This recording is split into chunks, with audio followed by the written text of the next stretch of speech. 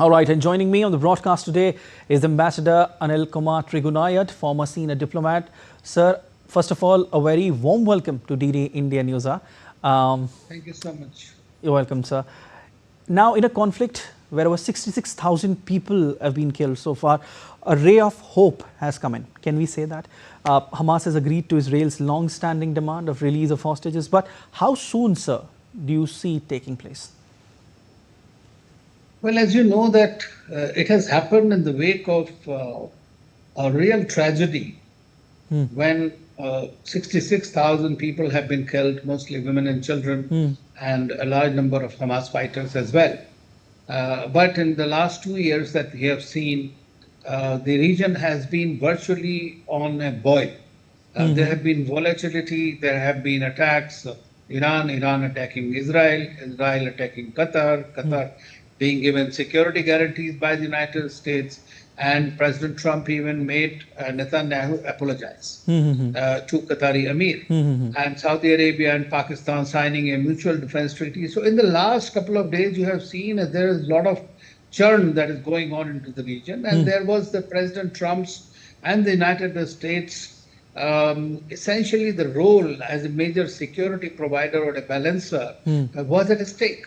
And there was a complete confidence of crisis in President Trump that was getting there in the region. And this region is extremely important from President Trump's foreign policy and for ensuring security of Israel. So therefore, he also understood that Prime Minister Netanyahu has exceeded all the basically briefs and did not even listen to him. So finally, what he has done is he has taken it upon himself to enforce this kind of a peace. Of course, Tony Blair is the one who also drafted it. Some of the elements also belong to the Egyptian plan that was under discussion at one time. Eventually, the most important things are two here. One is that there would be a release of the hostages, which is the priority of President Trump also to show, as well as that of the other countries. Everybody wants these hostages to go. 20-odd hostages are alive, rest are dead bodies which are there. And at the same time, there will be many Palestinian prisoners who will also have to be released. So this is something that, and happily, the Hamas has also agreed to it, and of course it is under tremendous pressure from Qatar and Turkey and also from Egypt, who have been supporting it all along. And so therefore Hamas has now, which is very thoroughly decimated to a great extent, especially its military wing. So I think that they are also trying to find some way to get out of it, and they know that there is, if they do not, then they will be evicted from Qatar. They will have no support from anywhere else. Likewise, Netanyahu is also in a fix at this stage. Because see, President Trump has realized, and he has even today told that if the attacks don't stop on Gaza, then he'll have to take action. And he has also assured Qatar that the America will come to their rescue if they're attacked. So even though that would be in the context, more in the context of Iran, but at the same time, they have committed to themselves. Now, this is something that the United States is trying to restore its primacy in the region. But peace is very important. Ceasefire is important. At the same time, what is most important is, and which is actually going to be actually is heel of this one, and that is that Palestinians are themselves not involved in this plan at this stage, either in the technical governance or in terms of security or in terms of the kind of council that President Trump will be heading himself, which will also be steered by Tony Blair, the former British Prime Minister, who has been engaged in this plan for quite some time. So we'll have to see. There are a lot of, the things that need to tie down, but the fact that both sides have agreed on the dotted lines to this, as you know, yesterday, I think the Pakistanis, which has in a very heightened manner supported this plan, and President Trump and all, we have seen what the Prime Minister Sharif also spoke about. And then today they are saying, no, this has been changed and we are not supporting, rejecting this plan. That is something, these kind of things will continue to happen because there is a tremendous trust deficit in the region. I understand. Between Israel and others. And President Trump wants Israel, this Abraham Accords to be expanded so that Israeli security is ensured. And I hope that Prime Minister Netanyahu is also on board. As far as India is concerned, Prime Minister Modi, or India for that matter, has always stood for a two-state solution, has supported peace, a direct dialogue between the two states living side by side. You're right. So Prime Minister Modi has very clearly, appreciated the stellar role that President Trump has played in this, in bringing about ceasefire. Hopefully, Definitely. it lasts and holds, because last time he tried before entering the office, but this was a tactical kind of a thing which was done by Netanyahu, and eventually both Hamas and Netanyahu went back on it, and we saw more killings of the innocent people. Definitely. So, But India has always advocated for dialogue and diplomacy, and has always said that that there can never be a solution on the battlefield. If there has to be a solution, it has to be through dialogue and diplomacy. Ambassador, I want to ask you that will the release of hostages be done on the quid pro quo basis? And number two, you just mentioned that despite US's warning, the attacks are not stopping in Gaza. How do you see that?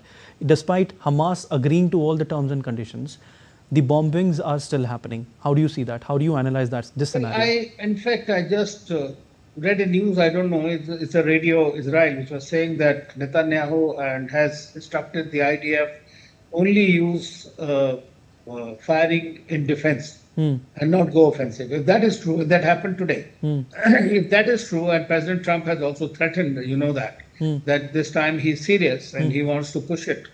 Because you see we had this big conference in United Nations on two-state solution. And large number of countries from Europe have endorsed and recognized the state of Palestine. That means what? That means, and Prime Minister Netanyahu could not fly to New York over Europe. He had to circuitous routes he had to take, because they said that if they arrest him, so he's totally isolated diplomatically also. It's very impossible for any country to remain in that kind of a situation. And while you are not able to, being the most powerful army, you are not even able to control it in 2 years. I mean, you can imagine what is happening. I understand. So obviously, peace is the only way. Yeah, definitely. Ambassador, one of the most concerning issues in Gaza is that people are dying of hunger. Do you see the situation getting better now, and aid trucks coming in, and aid coming in? Yes, that is one of the key things. Of course, we have seen that the flotilla has been stopped by Israel recently, which was coming in with a lot of yes. So I think that the immediate supplies will be flowing in, and that is one of the conditions actually. Otherwise it makes no sense, frankly. Yeah, because a lot of definitely, and a lot of organizations around the globe are also saying that it's a state of famine there in Gaza, and that has to be resolved as soon as possible. And again, it's a ray of hope when we talk about ending famine in Gaza, or restarting a new life altogether with aid coming in. I want to ask you, Ambassador, what impact will it have on the global geopolitical scenario, this entire condition where Hamas has agreed to the terms and condition, and Israel too, to an extent, given the fact that the bombings are still happening, but then still? Well, as you know, that in a war, any time when war is happening, by the time the actual ceasefire is achieved, there are large number of violations of this ceasefire that happens on both sides. Because by the time the real soldiers and their commanders and all implement it, it happens. It continues to happen. That's the nature of war. But at the same time, now, you see, I'm hopeful, because having been a former diplomat, hope is one thing that you always have, and peace is one thing you always anchor for.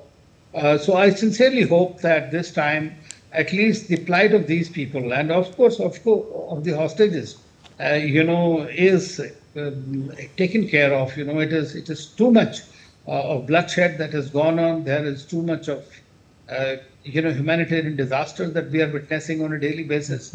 And the conscience of the humanity eventually, and the international community eventually, has, after 2 years of seeing all this, risen. So I hope that this will eventually succeed. But I'd still like to reiterate that all these are temporary measures. And until and unless the bigger issue of the Middle East and the Palestinian issue in the region is not addressed, two-state solution is not addressed, we are going to see the repeat of these kind of incidents again and again. It's happened in the past 100 years and will continue to happen in future times. Definitely, and let's hope that peace be in the region really, really soon. We leave it there, sir. Thank you so much. Thank you. Thank you very much.